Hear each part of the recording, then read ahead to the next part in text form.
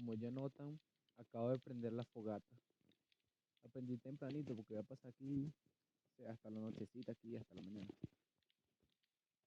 Yo se tomó un rato aquí, bueno, a ver el paisaje. No te vas a escuchar porque tengo que ponerlo aquí tengo que poner la voz.